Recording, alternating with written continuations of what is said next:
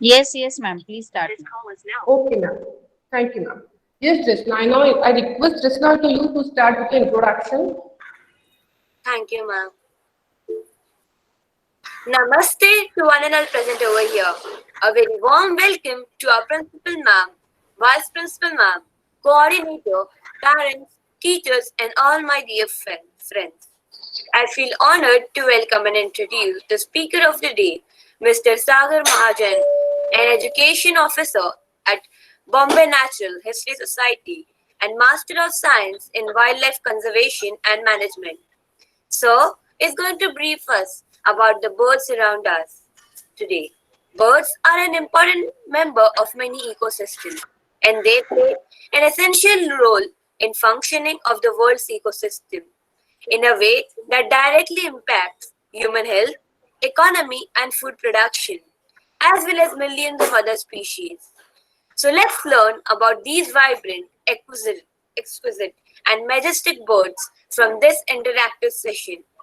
A very warmly welcome to sir. Namaste, sir. So it's over to you Namaste, Uh, ma'am. now, sir. Thank Please you start. very much for the Namaste. warm welcome. Namaste. Namaste, Sagar sir, and Namaste, namaste, ma'am. everyone. I would first like Principal Ma'am to officially welcome everyone for this session. I would Namaste, Mr. request Mahajan. Principal Namaste, Ma'am. Mr. Malaka. Yeah. I welcome all both of you to this session. We are really fortunate and grateful to you for taking out your time and taking up this unusual topic of guiding our children about birds. This is a fascinating topic. I also thank our teacher, Miss Vandana, for coordinating with you on this topic. It's really a Thank you. pleasure to have you. I won't be taking much of your time, and it's over to you now. Please take it ahead, sir. Once again, thanks to you, thanks to all the students who have joined us today. Thank you, ma'am. Thank you very much, ma'am. It is a great privilege to present this interesting topic in front of such an enthusiastic crowd. And with that said, shall I begin with sharing my screen here? Yes, sir. Sure, sir. Great, perfect. Oh my God.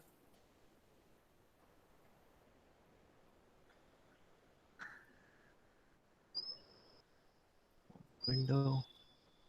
Yes. I need a confirmation if my slide is visible. No, sir. Not yet? Not yet, sir. Okay.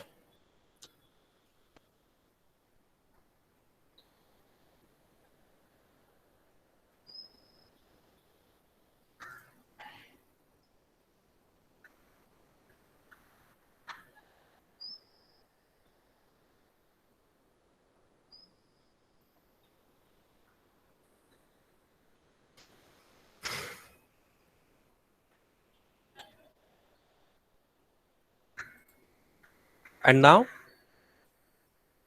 Yes, sir. Perfect. Yes, sir.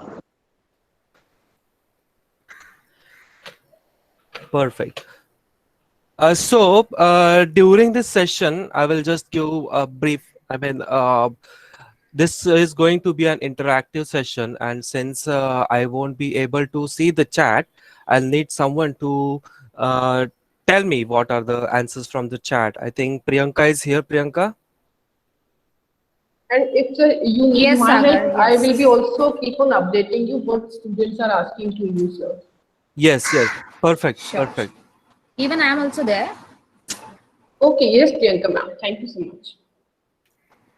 Yes, so firstly, students, I am, like ma'am has already introduced me, I'm an education officer at an organization named BNHS, that is Bombay Natural History Society. And we have, our organization was established in 1883. So our organization works for conservation of nature since 1883, which is around about 137 years now.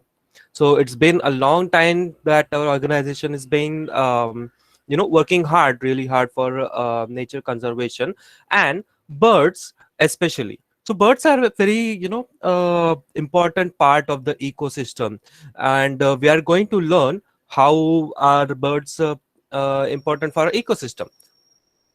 So I have not named it birds around us. I have named it neighbors with feathers because we share a kind of bond with these creatures, with these beautiful creatures. So before beginning, I would like to tell everyone that all the photographs, most of the photographs in this presentation, are downloaded from internet, and the due copyrights have been given to the photographers, and I'm very thankful for them for letting me use this for this awareness session. So firstly, what is a bird? Now you'll be asking me, sir, ye kya pooch liya? Why are you asking this basic question? Yes, we are definitely going there. Let's just first understand what are birds. So I want you guys to put in the chat section if this is a bird. Is it a bird? And I want someone to tell me what is the answer. Sir, no. Yes. No. Everyone is saying no. Why is it not a Because bird? Don't tell me that it is a tiger. Tell me why is it not a bird? Sir, can I answer? Sir, because it is the No, no, no. No, no, no, no. giant cat. I want you to type it in the chat.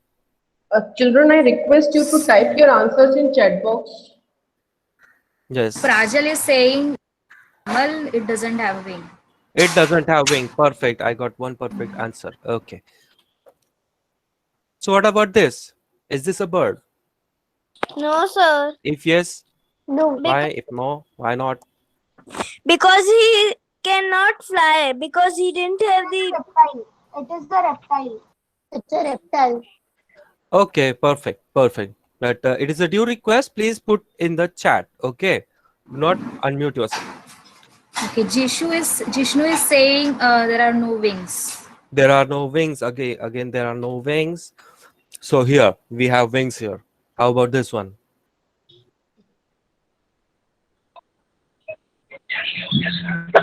Okay, very interesting. Majority of them saying it's a bird. Yes, and Okay. some are saying no, but majority of them saying yes. It's a bird. If no, why not? It does have Okay. wings. Agastya is saying it's a mammal. Yeah, I don't want what it is. I want why is it not a bird?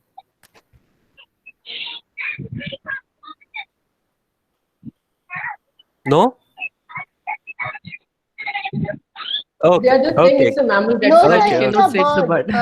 Kanika is saying it doesn't have a beak. It's a bird. It doesn't have a beak. Okay, Yeah, but beak and is then not Yaksh is visible in the saying no picture. feathers. Perfect.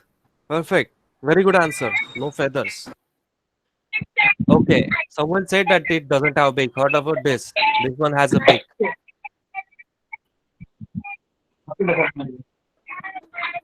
It, No? Some of them are saying it doesn't have a wing and it's a platypus. Yeah, so no Yeah. wings. No wings. Yeah. Yes. Perfect. Okay. So this one. How about this? this is a bird. Bird. This I suppose everyone is giving answer yes. Yeah. Yes. Right. So now right. we have It has all, feathers and wings. So yes. Okay. So now we have, taken down what are the basic characters of something called as a bird. So let us just summarize what is a bird.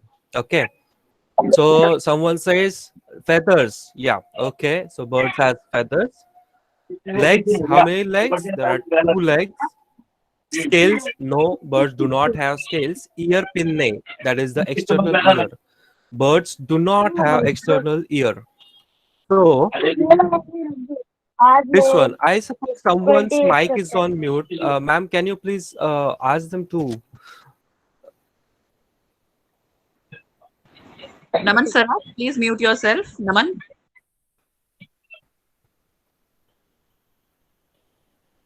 Okay, so these are the external ears which are called as ear pinnae. So no bird will have this ear pinnae. Okay, Sir, I want to tell something on that bat. can we take this later? Okay, sir. Yes, so beak. Beak, yes. The a bird has a beak, and the bird can fly. So to summarize in two simple words, what is a bird? It is a feathered biped. Biped means it has two legs, and feathers means it has feathers. So an animal with feathers and two legs is called as a bird. But animals do not have teeth. They are beautiful. They are beautiful looking, but they do not have teeth. Instead of teeth, what they have is something called as serrations. What are the serrations? Now look at the picture on your right hand side. These pointy things, saw like pointy things, these are called serrations, and these are usually present so that whatever they are eating, whatever prey they have been feeding on, it doesn't slip out of their beak. Okay. And also they lack teeth because teeth are very heavy, right? So it will be very inconvenient for them to fly with the heavy teeth. So instead of the teeth, they have their beak have adapted to have serrations on them. Okay, one more question for you all. Do you know which bird chicks are quickly able to stand and walk on their own as soon as they're born or as soon as the egg is hatched? As soon as the egg hatches, they start walking or running. Which bird? Give me a couple of examples.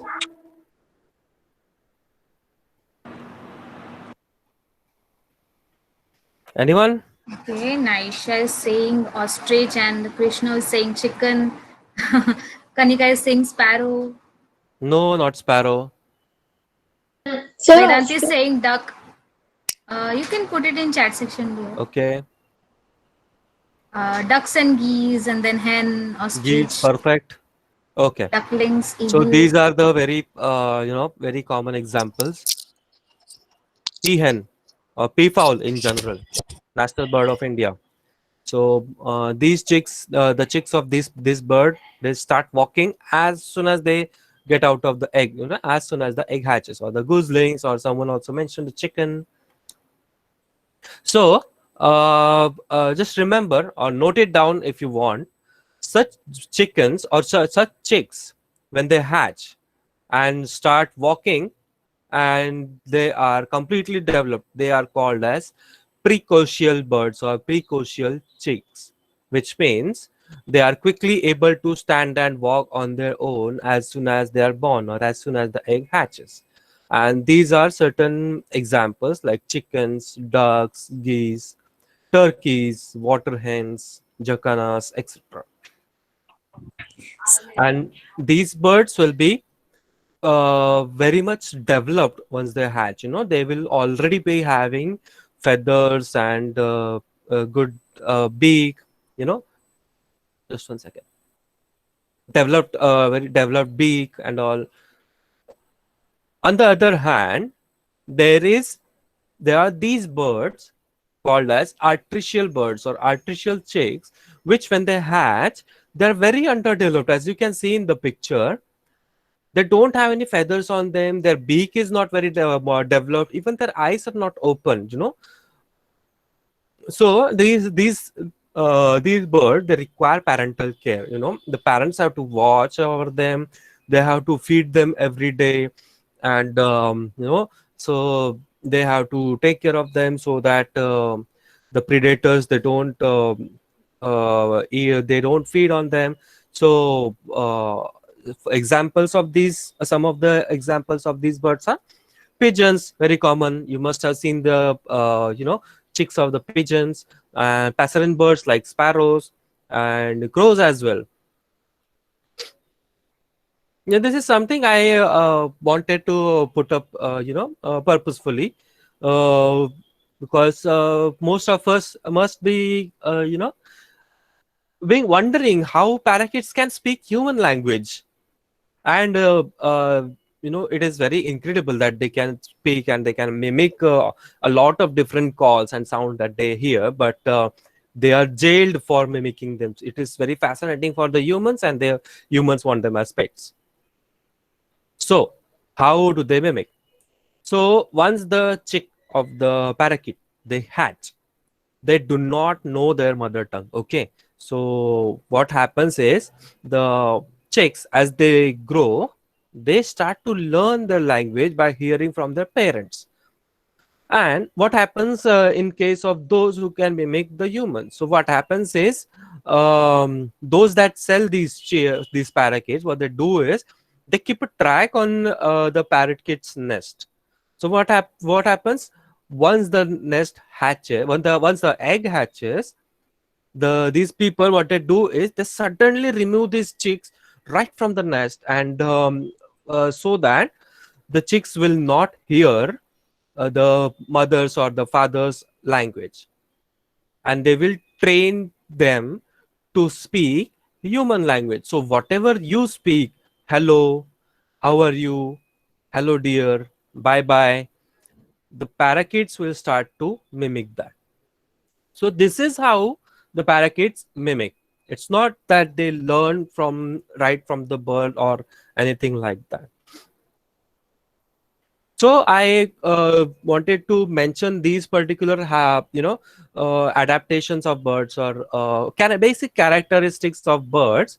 And now we will move on to identifying some birds that are seen around us, that are actually around us, but we fail to see them. But now after this presentation, I'm sure you'll be observing more, and you all must be knowing they are all in vivid colors, blue, green, red, and whatnot. They are in vivid shapes and sizes. They are as long as 180 centimeters, like the Sarus crane here on the left hand side, and as small as less than 10 centimeter, like the purple sunbird here on the right. Purple sunbird, it is smaller than palm of your hand. And Sarus crane, it is taller than a human. So that is how varied shapes and size they come into. And number of species, yes, of course, in the world there are over 10,000 species in the world, and there are around about 1,300 species of them in India itself. So India is one of the richest biodiverse countries in the world. Now, yes, bird morphology, this is one of the most important thing that we should be knowing when we want to identify the birds. So these are the very basic keys. This is a beak, and when the beak is divided into two parts, the upper one is called upper mandible, lower one is called lower mandible, then there is throat, breast, belly, thigh, tarsus, and so on. These are very important when we are trying to identify a bird. So how do we identify a bird? Basically, when we see a bird on the field, or whenever we are going on bird watching, there we have to collect some sort of data. So what all data we need? What is the habitat? Habitat means, simply putting, habitat is the home. Whether it is a forest, or whether it is a wetland, or whether it is a grassland, or is it a river, is it a lake? What kind of home is that bird living in? Distribution, which geographical area is that bird living in? Let's say, for example, if you have seen that bird is Mumbai, if you have seen that bird in, let's just say, for example, Himalayas or Kanyakumari, so that is called as distribution. Shape and size, color, behavior, and call, that is that no need for explain. It is self-explanatory. Now let's just say you saw a bird, for example, when you are on a bird watching, and now you want to get that bird identified. And let's just say Prajal, he sees a bird and he wants to identify that bird, and he comes to me that, Sagar sir, I saw a bird, it was big and it was so and so in color, but it is very vague information. Children, I will not be able to make out how big that bird was, or how small that bird was. So in India especially, what we do is, when we see a bird, we note down very immediately what was the size of the bird. Approximate size we can all tell by comparing these three birds, whether it was smaller than house sparrow or bigger than house sparrow. whether it was in between sparrow and pigeon size, whether it was in between crow and pigeon size. So remember this very carefully. You have to immediately note down the size if you want to identify the bird. And then later on, how was the beak, then how was the color, but very firstly, very important, the size, and compare with these three birds. Yes, like I said, color. So then next thing is color. So it's then later on comes the data color. The throat was red, or the crown was red, or its back was blue, or its wings were black, and so on.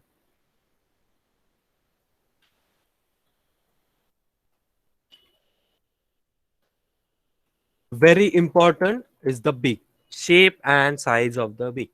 Shape and size of the beaks tell us what kind of diet must that bird be having. We are going to see diet wise what birds are there in our vicinity, but these are very basic, you know. So first one is nectar feeder. You'll see this is straw like thing, to especially to put it in the flower and suck the nectar out of it. Insectivorous, it is modified to catch insects. This is seed eater. This is grainivorous, means grain eating, fish eating, then netting, filter feeding, then surface probing, and so on and so on.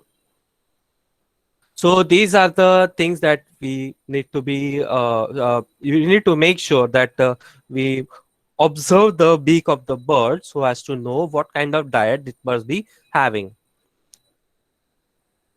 Yes, okay. All the data we can collect, but sometimes what happens is we fail to see the color of the birds sometimes, because sun is behind the bird, or some particular light source is behind the bird. So all we can see is the silhouette or black and white shadow of the bird. So in this case, what we can note down is, let's just say, for example, in the first picture, what we can note down is that bird was, kind of sliding or climbing up on the bark of the tree. So very first thing that would come in our mind is that it could be a woodpecker. Or some would say that it had a very huge beak and some sort of horn on the beak. So we can tell that it could be some sort of a hornbill. Or it was short and it has a nectar feeding beak, so it could be a sunbird. It was big, it could be some eagle or some sorts, and so on and so forth. So what I wanted to say is the perching, how the bird is sitting on the branch or on the tree or on the ground, can also help us to deduct or narrow down what kind of a species it could be. Okay. So these were some of the keys to how we could identify the birds. And now I will show a few birds that we see in our vicinity. So we will go food wise. So firstly we will see grainivorous. Just give me a minute.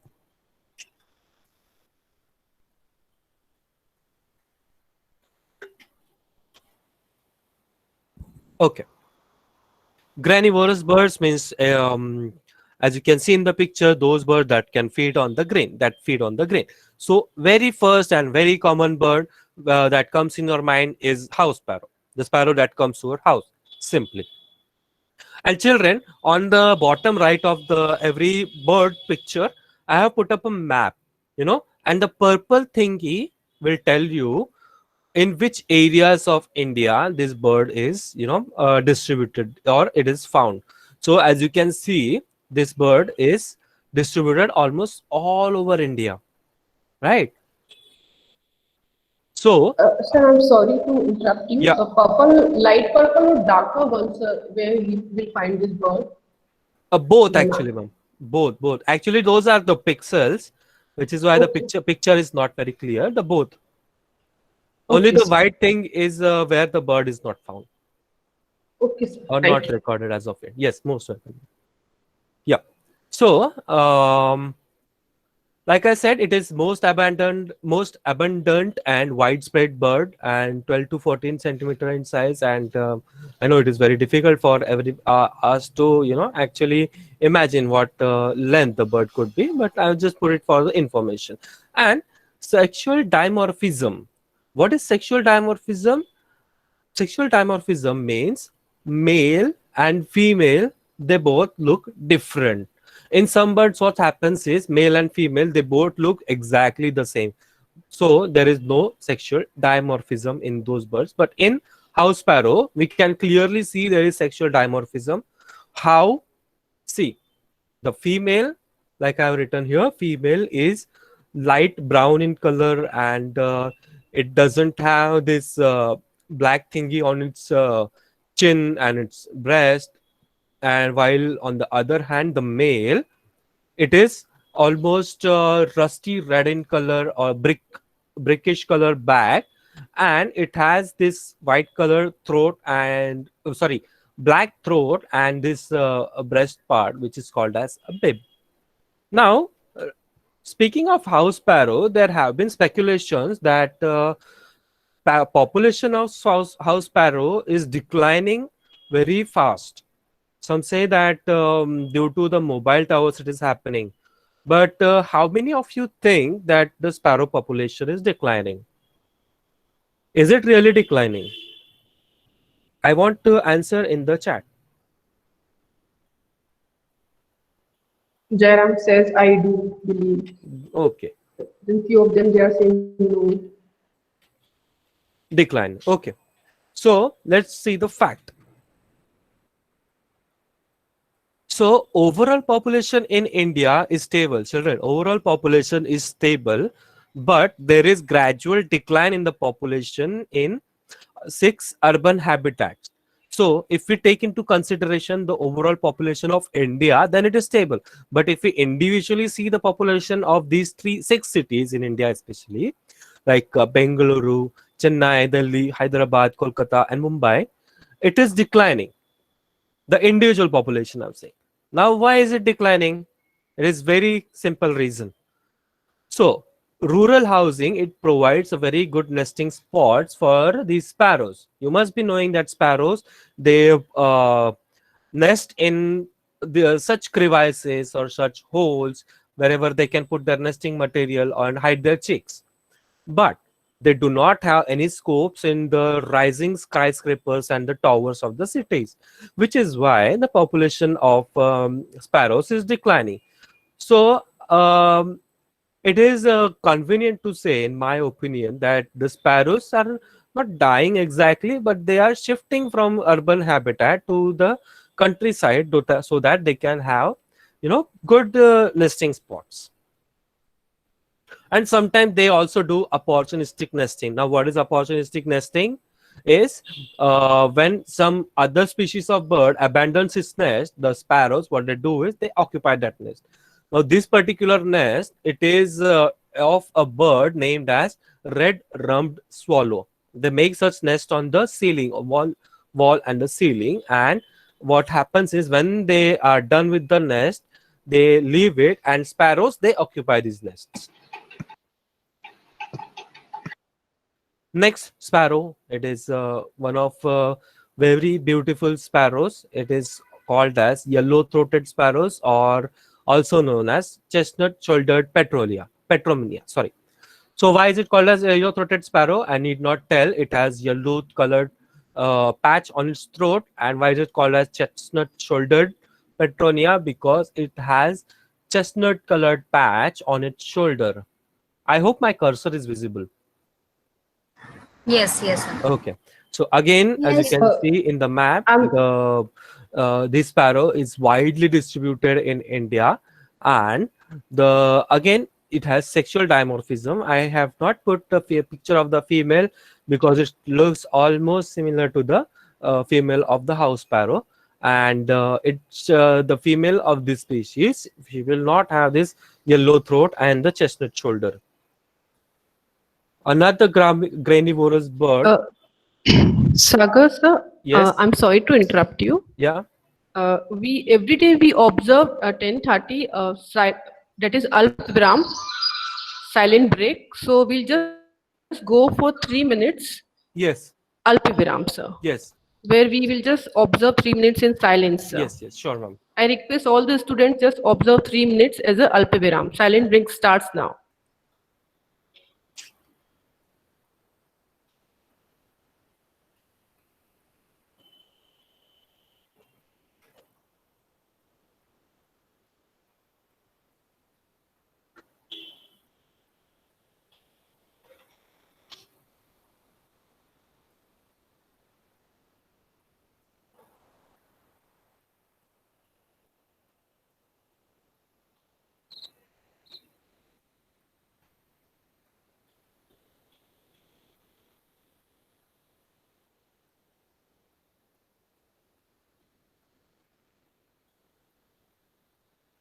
Sir, are you speaking something? It's a Alpviram.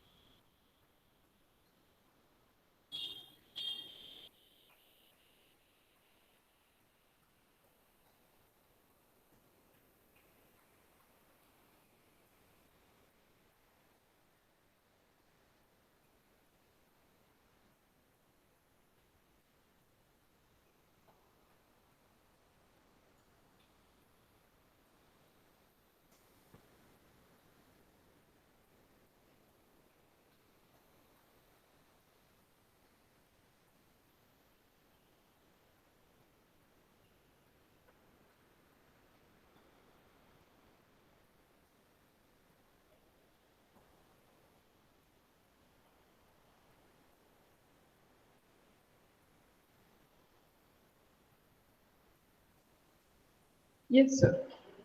We shall continue. Yes, Thank thank you, you. ma'am. Thank you. It was very refreshing.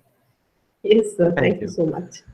It's a very good practice. Thank you, ma'am. And let us continue. Okay. Yes, sir. Baya beaver bird. So these nests are very fascinating. You must have come across such nests in, if you have visited countryside or any agricultural fields. So you will come across these nests, and the bird that builds this nest is called as Baya weaver. Now, why is it called as weaver bird? You can see in the picture for yourself, because it actually weaves its nest from the grass blades, or coconut, or the coconut blades, or and such, and so on and so forth.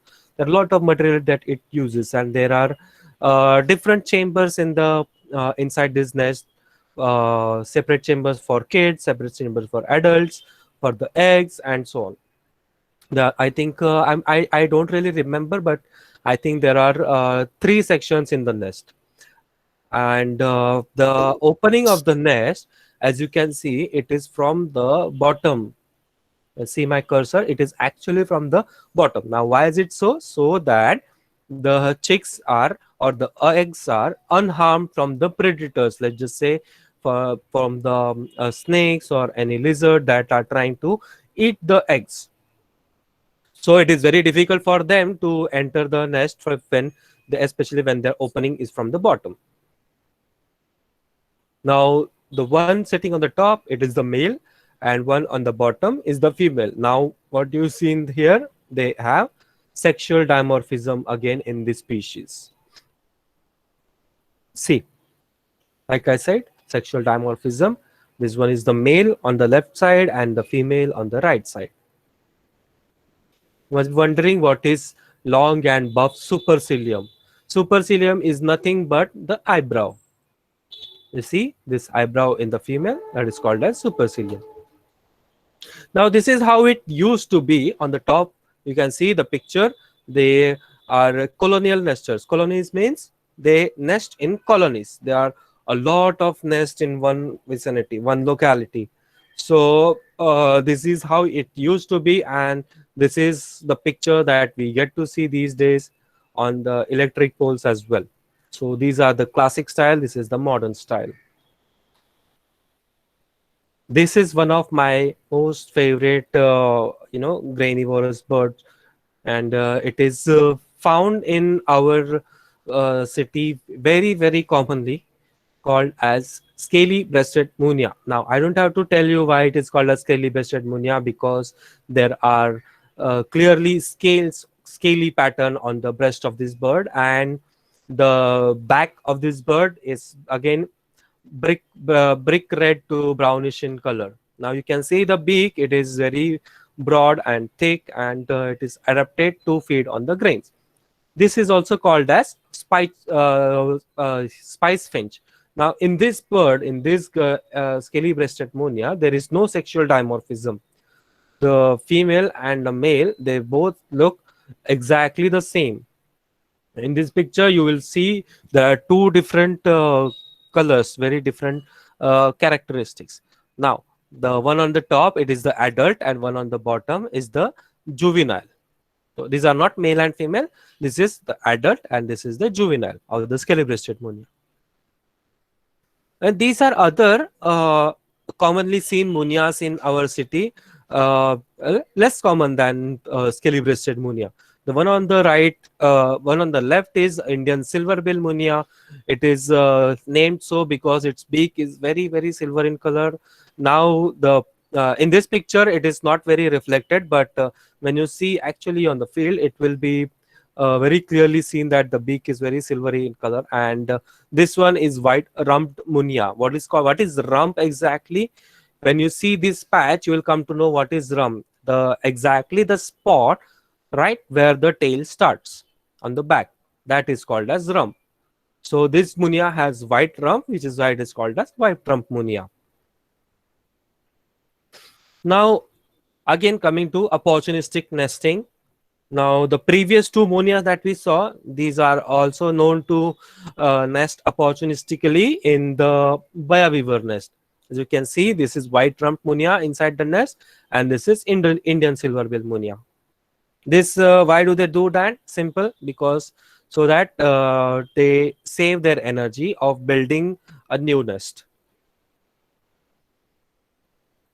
Very common again, grainivorous bird. We have come across this bird every day. It is also known as rock pigeon. It's, like it is written, most abandoned bird, and it is best adapted to the cities and very opportunistic. Why very opportunistic? Because they opportunistically nest anywhere, any spot they find to nest. On your air conditioner unit maybe, or sometimes in the corner of your balcony, sometimes on the roof of our balcony, sometimes in our plant pots, that as well. So I don't need to tell you what color it is, bluish gray, and the neck is very iridescent. You must have observed, everyone. We will go to the distant cousin of this bird, known as laughing dove. Now why is it called laughing dove? Because when it calls, it actually sounds like someone is laughing, as someone is laughing when it calls. I will try to play this call. I'm not sure. Is it audible? No. No, sir. No, sir. Okay, No, sir. just 1 second. The presentation is on mute, sir. My presentation is on mute. Yes, sir. Yes, sir. Okay, anyways, I am not sure how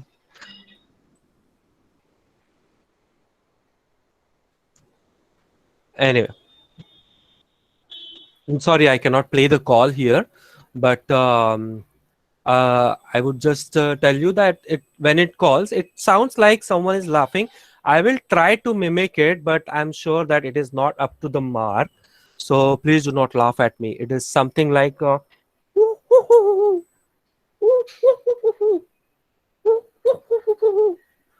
like that. So whenever you Wow. visit Wonderful. countryside or in agricultural fields or grassland, you will hear this sound, and it is very low pitched sound, but you will hear some in in some intervals. Very common bird in countryside. As you can see, it is bluish pink in complexion, and this one is also similar to the previous one. This is called as spotted dove. Now, why is it called a spotted dove and how is it different from the previous one? As you can see, the wings have striations on it. This one doesn't have any striations on it, but this one does have. And note these spots, black and white spots. This one doesn't have those spots on the neck. So this is the basic difference between the spotted dove and the laughing dove. And also, spotted dove is a bit, a bit larger than laughing dove. It is easy to identify on the field, make out on the field, distinguish it on the field. Now here we have seen some of the granivorous birds. Now we will move on to frugivorous. Now what is frugivorous bird? Those that feed on the fruits. So very first one that I decided to put is our very own state bird of Maharashtra, and that is yellow-footed green pigeon, also called as yellow-legged green pigeon. Now why is it called as green pigeon? As you can see, the overall complexion of this pigeon is green and it has yellow legs. So simply named it as yellow-legged green pigeon. It has grayish head and tail. And yes, it is very commonly found in our cities as well, but we fail to notice them because they live on the top of the trees of people tree or the banyan tree. And since they are green in color, they are very difficult to. It is very difficult to make out that they are actually there. So I have seen them near uh, Neral station and a lot of stations in Mumbai. To be honest, they are present. Yeah. So this bird now, everyone knows about this bird. This is rose ring parakeet. We find it almost all over India, and I'd also like to tell you that it is majorly frugivore, but it also feeds on grains sometimes. It is also seen feeding on grains in the agricultural fields. So why is it called as rose ring parakeet? Very easy to tell. The males, they have the rose colored ring on its neck, which is why rose ring parakeet. And the male also has the black throat and this chin strap. Now the one on the front, that is the female. I have purposely put this picture so that you can make out the difference between the male and the female. The female, she doesn't have this rose ring and the black chin strap. Now look at this bird. This is Alexandrine parakeet. It is the largest parakeet in Indian subcontinent. You can see the size of the parakeet from this picture itself. The beak itself is so huge. It also has the rose-colored ring on its neck, the male, but not as distinct as the rose ring parakeet. And now, how to distinguish between this parakeet and the previous parakeet is this particular patch, this maroon patch on the shoulder. Now look at this picture. This bird, it doesn't have the maroon patch, but this one has. And it will be very easy for you to say it on the field, whenever you see it, because it is very huge. Beak as well is huge. And the female of this species, Alexandrine parakeet, again doesn't have the ring or the chin strap. So again, sexual dimorphism. Now, this one of the most beautiful parakeets, also called as plum-headed parakeets. Why is it called as plum-headed parakeet? Because its head is the color of the plum, and the beak is yellow, unlike other parakeets. In the previous picture, you saw the beak is red in color, and this one has yellow color. Now the smaller picture is of the female. The female has gray colored head, while the male has a plum colored head, and the tail is long blue with the white tip. Very beautiful, very beautiful bird, and also pretty common in Mumbai and its outskirts. Sir, Coppers, yeah, can I yes, interrupt you? Yeah, please, sir. please. Sir, we have to go for question answer round also. So, Yeah. sir, I just request you if because we need to just end by 11. So, I request you, sir, if we can go for question answer after few minutes, sir. Yes, yes. So, Yes, yes, sir. what time should I wind up the session? Sir, How much time do I by have? 11:5 we will try to wind up, sir. No, no. I mean my presentation. Sir, 10 minutes we need to give for question answers because I hope Okay, the I will. children, yeah, Yes, yes. Okay, I will just run along these slides, and sure, sir. we will go ahead. Okay. Yes, sir. So Sure, sure. I will purposely mention this particular bird, since even though we are in hurry, because this bird was recently declared as city bird of Mumbai. It is known as coppersmith barbet. Why is it called as coppersmith barbet? Because a coppersmith, when he is making his utensils, he has a mallet kind of thing which he uses to make spot designs on the copper utensils. So whenever he makes this design, that copper vessel, it makes a sound which resembles to the call of this particular bird. It goes something like tuk, tuk, tuk, tuk, tuk, tuk, tuk, like that. So which is why it is called as coppersmith barbet. Barbs, because it has whiskers like barbs on its neck, on its beak. This is another common bird that you must be knowing of. It is Asian quail, and the one on the front is the female, and one on the back is the male. As you can clearly see, the male and the female, they both look different. Male is jet black and the female is black and white in color. I will quickly tell you how the male calls. It's like I am sure you must have heard this.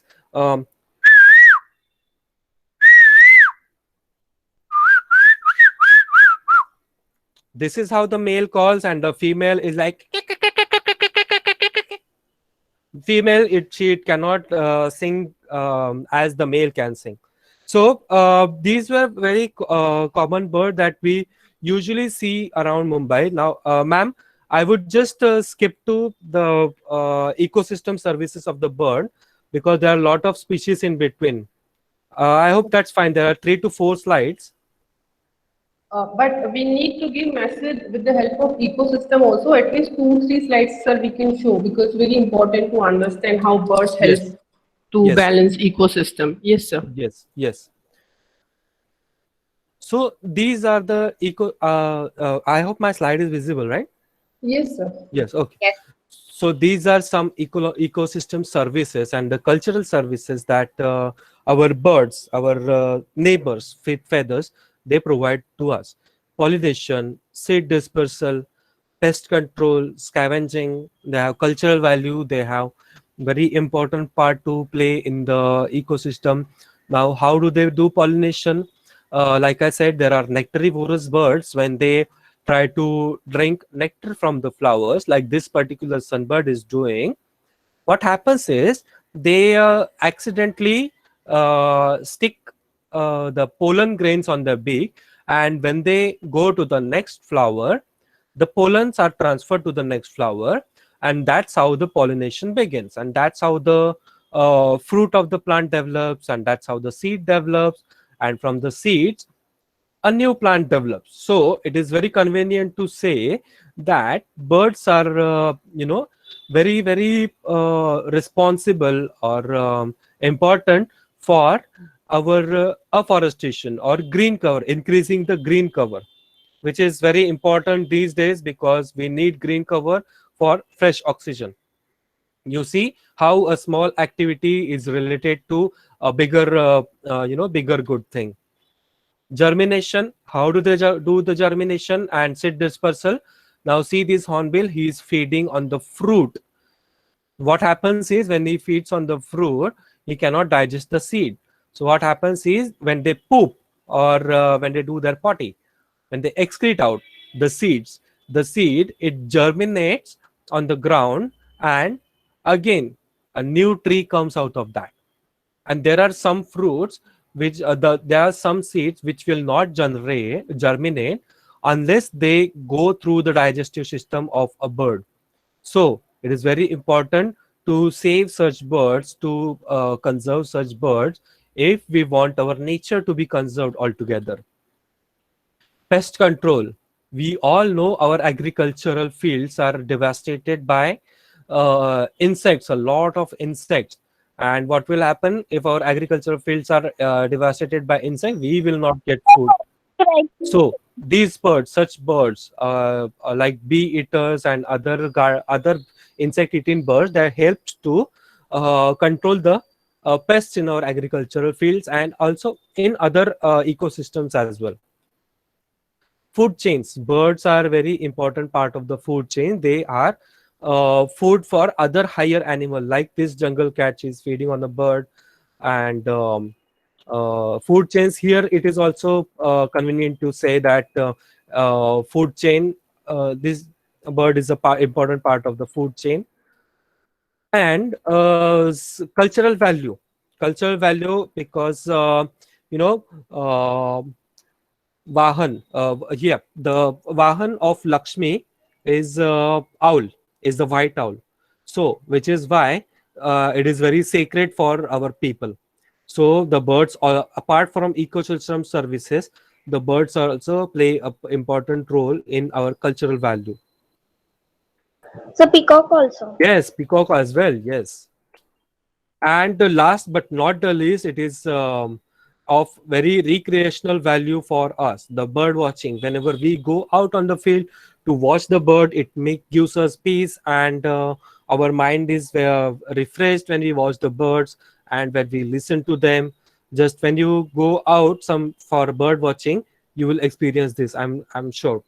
And with that said, I would like to end this session here and open the forum for discussion. Thank you, sir. Now Thank I you, ma'am. request students, if you have any query, children, you just unmute and you can ask your query to sir.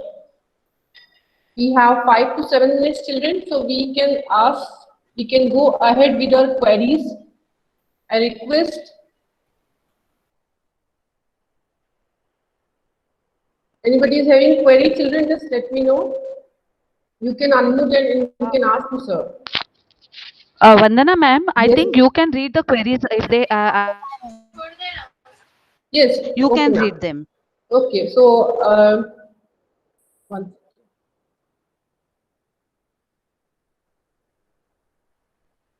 Yes. Sir, just now Yaksh asked how Yes. birds form a pattern in the sky with beautiful perfection when they fly.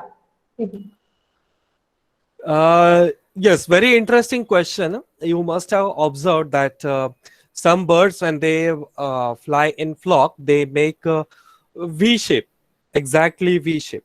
So why do they do that? Is so as to um, have minimum air resistance when they are flying. So when they are in triangular shape formation, they cut the wing and go ahead and fly. So they take turns in leading the flock. So once for a while, bird A is in the lead, then bird B will come, then bird C will come. Yeah, so that's how they do it. Yes, sir. Thank you, sir.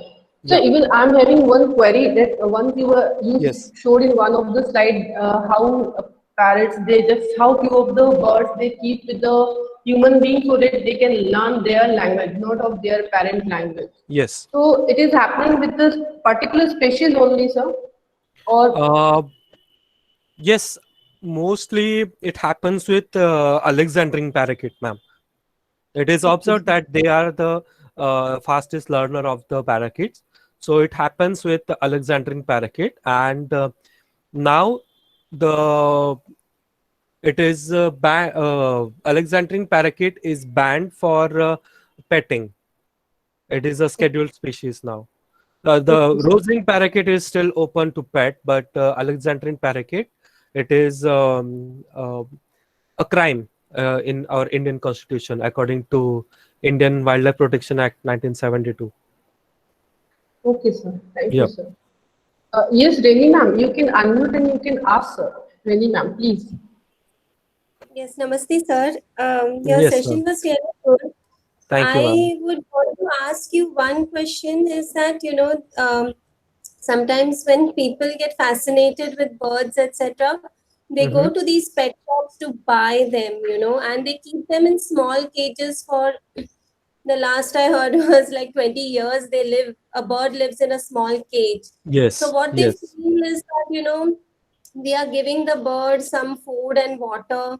So I would like you to highlight if it is okay or it is not okay for a bird to live in a cage when the bird is supposed to fly in the sky. It is it symbolizes freedom. So since yes, these are impressionable minds, they are young children, I would really yes, appreciate if you can educate them on this, please. yes. Children, very firstly, um, even though birds are, it is open for petting the birds, it is very wrong to put them in the cage just for our amusement or just for our recreational, just because we love to hear them.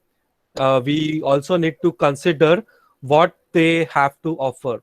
So like I said, when let's just take example of the parakeet. Like I said, when they are small, when they are chicks, like when they hatch, they are taken away from their parents.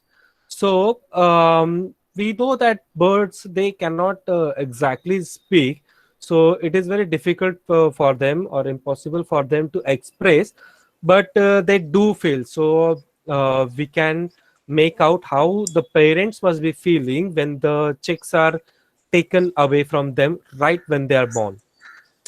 So it is very wrong, and like Reni ma'am has rightly pointed out, the birds, they symbolize freedom. When they are flying, they symbolize freedom. So when we are caging the birds, we are actually caging the freedom, and it is a wrong message to pass. So, and also the animal itself is in a great stress. And like I have mentioned in the later slides, they provide a lot of ecosystem services and cultural value for us. So for these all reasons, I would like to tell you, I would like to urge you to not pet any bird. Let them be flying and let us enjoy them in the flight itself. That's what I would like to tell. Thank you, sir. Sir, Yes, I ma'am. want to tell something. Yes, yes. Sir, one Take your time, name, Kavya. Okay. sir, I was in my building with my friend walking here and there, and suddenly I found a small bird, and he was injured. So we tried to catch him, but we were not able to catch him. We have to call our friends. Then we catch him, and I I was having him and taking care of him. And one time he was well, so he flew away. Oh, Wow. That's that's a very good commendable. deed that you did. Thank you. The I bird must have here said is thank you. Hello sir Yes. yes, sir ma'am, please. मैं sixth दृष्टि जोशी की mummy हूँ. मैं ये session Ma'am. Attend कर रही थी, मुझे बहुत अच्छा लगा, तो मैं कुछ Thank you. मेरे कुछ एक्सपीरियंस प्लीज शेयर करना चाहती हूँ. Please, please. सर हमारे घर में ना 2 बर्ड फीडर है. तो वो 2 बर्ड फीडर जो है उसमें जो स्पैरोज आती है, तो इतना ब्यूटीफुल लगता है जब भी वो ऐसे आती है, दाना चुगती है, फर से उड़ जाती है। तो मैं ना उन पे कंटिन्यूस ऑब्जर्व करती हूँ। उनकी जो वो एक दूसरे से जो बातें करते हैं ना, तो वो बहुत अच्छा लगता है। एक स्पैरो आती है, फिर चिक चिक चिक चिक करती है, तो दूसरी स्पैरो आती है। और 3 दिन से तो ना मैं इतनी खुश हूँ कि एक मम्मी स्पैरो के साथ में 2 बच्चे आते हैं, और वो Wow. उसको मम्मी ना उसको फीड करती है। तो मैंने उसका वीडियो भी निकाला है, और मैं ना दृष्टि और मैं दोनों ना पूरा दिन जैसे आएगी तो मुझे ज्यादा उसमें क्रेज रहता है, तो मैं दृष्टि को बुलाती हूँ, दृष्टि देखो ये मम्मी कैसे उनको फीड कर रही है। तो ये ना बच्चा भी ना उसको भूख लगती है तो मम्मी के सामने ऐसे देखता है। तो उनकी जो लैंग्वेज है ना, मेरा कहने का ये है कि उनकी जो लैंग्वेज है वो हम कंटिन्यूस अगर बर्ड्स को ऑब्जर्व करेंगे तो समझ में आता है कि वो क्या बोल रहे हैं एक दूसरे के साथ में। Perfect. Yes. Perfect. Perfect. Very true, ma'am. Thank Very you. true. Thank you very much, thank you Darshi. Sir, Thank you very thanks. much, ma'am. Yes, sir. Sir, here Yes. is one question of Janvi Gandhi. She is asking that do you think that in India there are birds which are going to extinct or on the urge of Uh, extinction? yes, there are quite a few. Firstly, it's a very, very good question, Janvi, right? Yes, sir. Janvi Yes, Gandhi. it's a very good question, and it's of of a very great concern that there are few birds that are on the verge of extinct, and there is one particular bird that would I would like to mention that we are already we are already considered that it could be extinct. That is pink-headed duck. It is found in northern part of India. It was found in, and after series of restless efforts to find any living individuals of these birds, there was no individual found. So I suppose that no, it could be possible that this bird is extinct. And another bird that is very, very highly threatened is vulture, a particular species of vulture, that is white-rumped vulture. We all know what is vulture.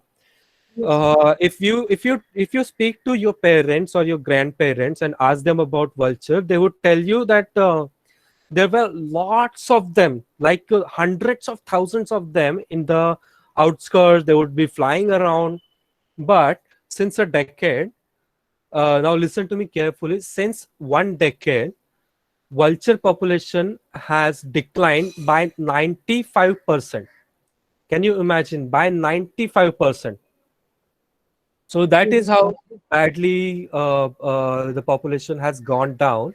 And the vulture, they play a very important part in ecosystem, that is of scavenging. They feed on the dead carcasses of cattle or any other animals. So what they are doing is they are stopping the spread of diseases. If let's just say if there is a cattle carcass that is lying around, imagine the number of viruses, the number of bacteria that are breeding in on that carcass.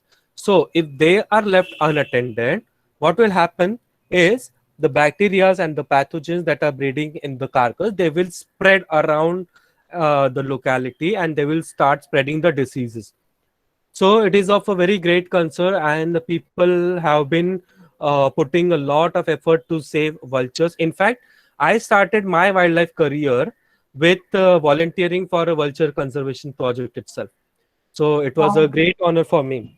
So Wow. yes, for now the population is still very low, but thankfully it is not declining any further. Thank you, sir. Yes, I Here, would. Anand. Yes, sir. Ma'am, sorry to cut you off. It's okay. I want to also, say a few words about migratory birds. Yes, yes. So, most of the birds that migrate to India, they migrate from the poles, from the polar region. Now, why do they migrate? So, firstly, they migrate in winter season. Now, why do they migrate? So in winter season, during winters in the polar region or in the cold region, what happens is there is complete permafrost. There is all ice. They are not able to find any food. So they have to find a place where there won't be ice in that particular period of the year. So they travel towards the center from top. So let's say from the North Pole to the to India. Let's take for example India. So in India, they are able to find the food since we do not have permafrost here. And the most common and the most charismatic migratory bird that we have in Mumbai is flamingo, the very pink and very tall bird, and the videos of these birds are very viral nowadays. They migrate from Siberia to India just to feed on the algae, because in winters they are not able to find their food. So Sir, this big to feed and to hatch the eggs also, sir? no ma'am, no. They breed in their native region. They come to Indian subcontinent only to feed, only for wintering. Yes. I Sagar, hope, just Anand Pandit, you got your answer. I hope, Anand. Sagar, just to interrupt in between, Yes. but in Run of Kutch, Gujarat, there is a breeding, na? Breeding is flamingos. Yes, breed in there Run is of a Kutch. very low population, very small Okay. isolated population of flamingos that are breeding in India in Run of Kutch. Yes, thank you, sir. Okay. Thanks. Yes, sir. Thank you, sir. Only now, one question I can say, Yaksh is asking that why male birds are more brightly colored than females shown in the presentation. Very good, Yaksh. Okay, let's just say, for example, you want to marry a girl, and your friend also wants to marry the same girl, and there is a third friend who also wants to marry a same girl. What is going to happen? There will be a competition in you guys. So what you guys will do is you guys will try to dress as beautifully as possible. So the one who is most brightly dressed, the most fashionably dressed, is the one who will get the girl. So that is the only reason why the males are brightly colored. They compete with other males for the females. That is the simplest explanation I can give. Thank you. Thank you, sir. Thank you so much. Okay, rest of the students are just sharing their information, and it's really so wonderful. Or if anybody wish to ask, they can ask question if I'm missing in the chat box, children. So I request just to unmute and you can ask children. Then we go for the next thing. Reni ma'am, you wanted to speak something? Please unmute and speak. Yes, ma'am. I just wanted to tell everybody that in case you love to see birds, in your gallery or balcony, it is better to keep a bird feeder.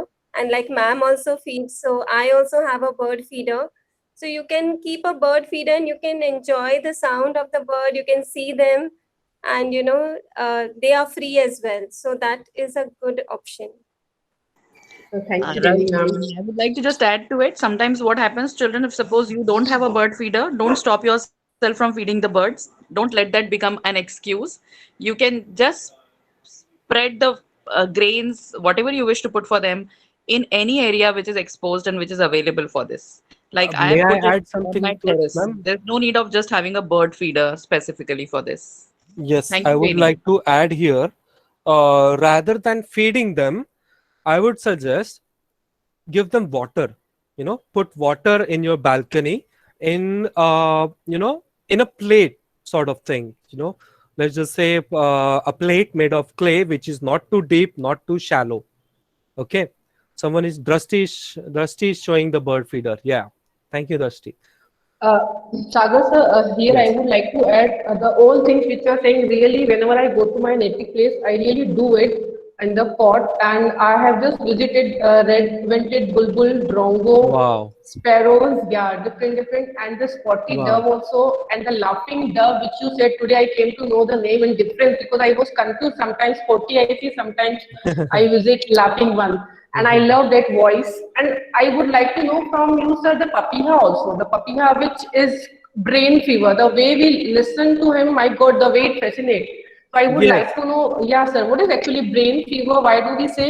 And we cannot see it actually. And when it is about to rain, that time we just listen that sound. Yeah, actually, ma'am, even I couldn't get a perfect answer why it is called as brain fever. Some seniors told me that the call of the bird sounds like it is saying brain fever, or some say that we get a brain fever when we hear that bird because it is so high pitching. Yes, So, yes. Second one, I can relate because whenever I listen, the way the sound is fascinating you. So you will highly focus over there only. yes. Thank you so much, Yes, sir. and it also has another call. It says like that is a call of the same bird, the brain fever bird. Okay, sir. Okay, sir. Thank you so much, sir. Now Most I would welcome. like Pranjal to propose the vote of thanks. Dear Pranjal. Vandana, before that, Vedant wants to say something. Vedant, just keep it brief. Yes, Vedant. Please. I'm sorry, Vedant. I might have missed in my chat box. Yes, Vedant, unmute and speak. In front of front of my society is a little forest. So Yes. whenever I go there like this, I will show you.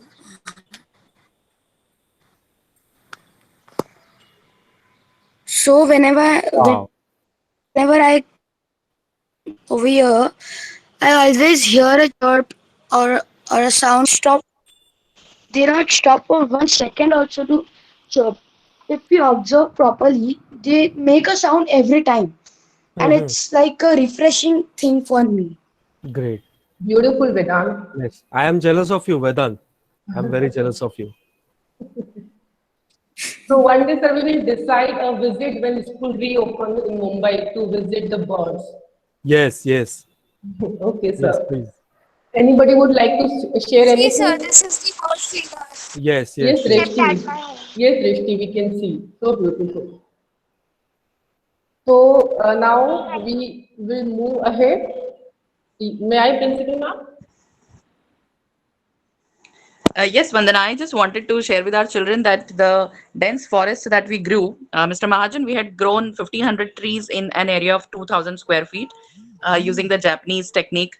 And, it attracts the indigenous birds. Yes, That is something that's very yes, yes. precious. It attracts butterflies and all the birds which were at the verge of extinction. So in our campus of Keshav Srishti, which is a 220-acre huge sprawling campus, we have been doing this a lot of work towards conservation of biodiversity and plantation. So this is something which I would like you to come and visit when we reopen. Very Secondly, fascinating. our school also started with the initiative of seed bank. Our students preserve the seeds from the fruits. They also dry them and bring them to school.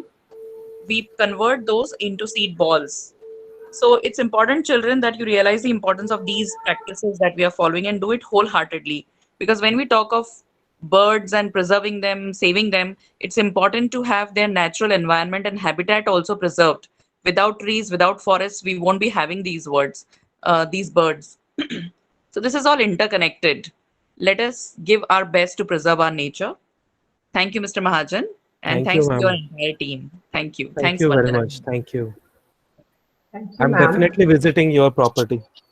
Sure, sir. You are Yes. most welcome, sir. Thank you. Now I would like Pranjal, Miss Pranjal, to propose vote of thanks. Yes, ma'am.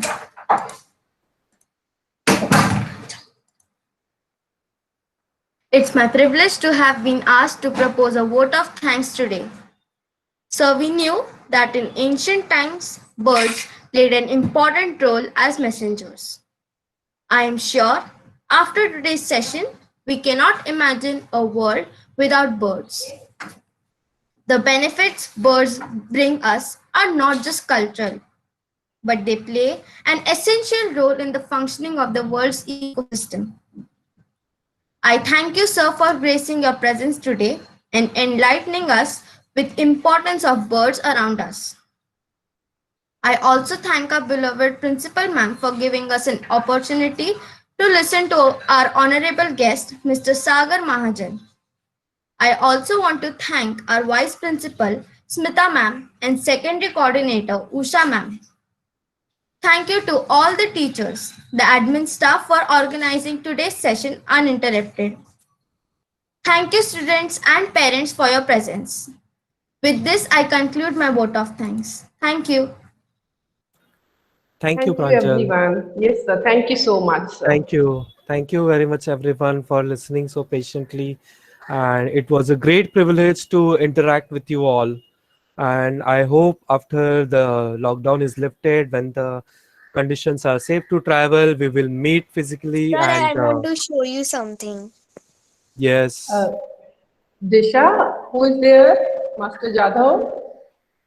Disha, Okay, we can see Disha. Now, yes, everyone has pledged to Sir? make me jealous. Yes. So every time your dogs comes and eat fishes.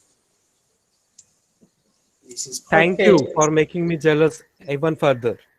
Thank you, Disha. Thank you, everyone. Very Thank you so much. beautiful, Thank you, wonderful. sir. Thank Yes, you. Bye. Take Bye, care. sir. Take care. Thank you, Bye, children. sir. Thank you, everyone. Thank Bye-bye. you. Bye, sir. Bye. Sir. Bye, sir. Have a Thank you, nice sir. day. Thank you, sir. Thank you, Bye, sir. children. Thank And you, children, take a 5 minutes break and quickly join the next class. Your class will start now. So take 5 minutes break and Yes, join. ma'am. Okay, ma'am. Bye, ma'am. Have a nice day. Bye-bye, Ranvi. Take care, children. Bye. Bye. Bye, sir. Have a nice day. Thank you. Bye, ma'am. Bye, sir. Bye, Tishnu. Bye. Logging out. Thank you. Thank you, ma'am. Bye, sir. Bye. Bye. Have a good day. Bye, children. Take care.